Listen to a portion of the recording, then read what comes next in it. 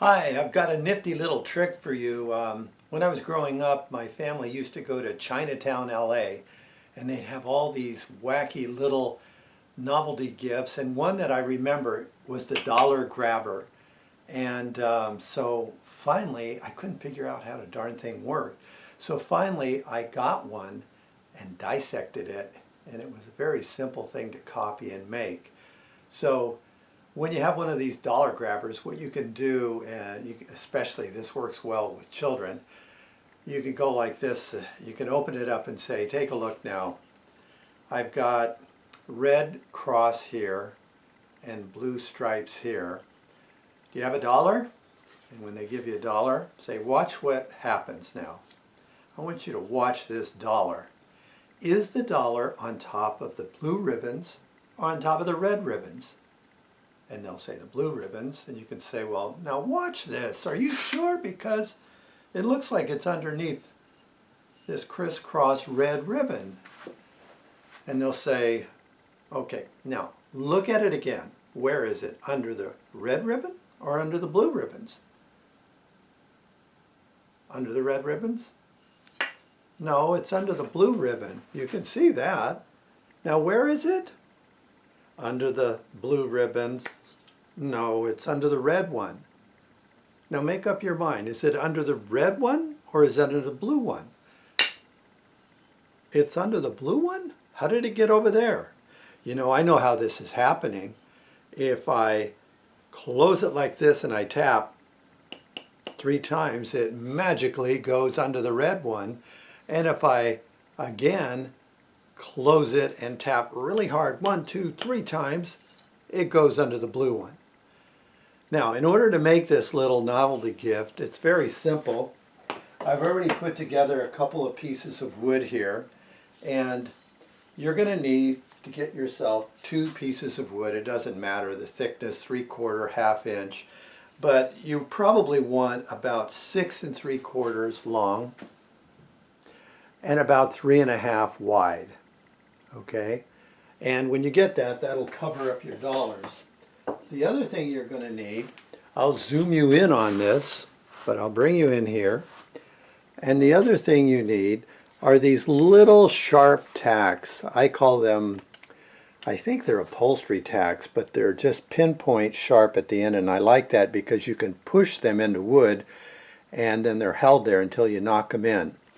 Then you're going to need contrasting colors of ribbon, 2 pieces that are about 8 inches long and 2 that are about 6, and you're going to trim those off later anyway.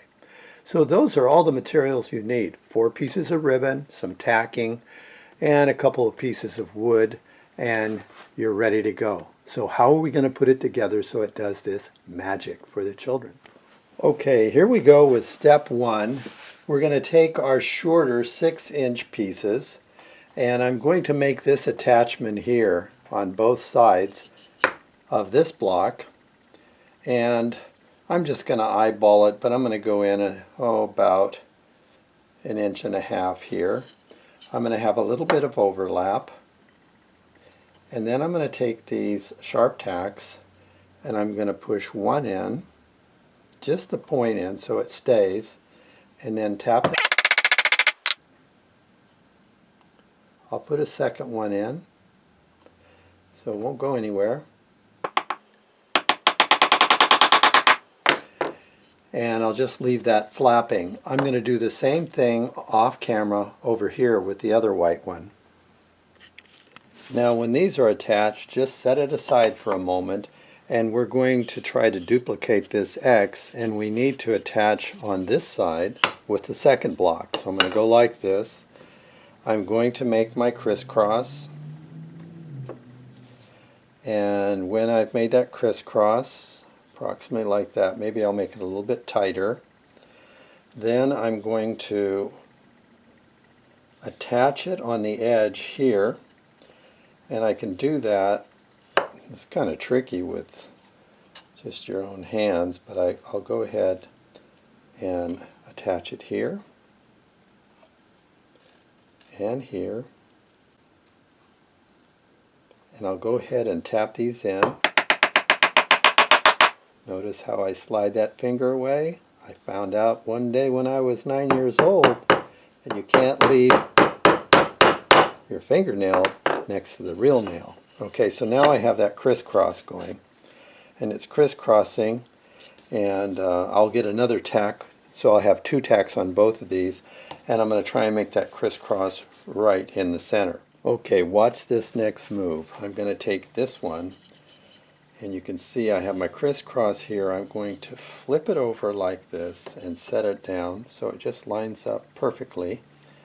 And then I'm going to take these white ribbons that are on this block, and I'm going to take them and transfer a connection to the other block here. I hope this doesn't confuse you too much. It's kind of a tricky little mental gymnastics thing you have to do. So I'll go like that, and then I'll take and put the second one here running it parallel. I'm only using 1 tack, and I'll go back and double tack each one of these.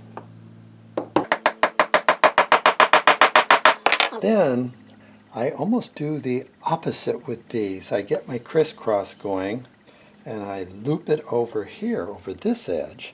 So I pull it nice and tight, and I put a tack there. I'll get my hand out of the way so you can see what's going on. And then I'll drive this tack in, and then I'll pull it nice and tight, and I'll drive this tack in.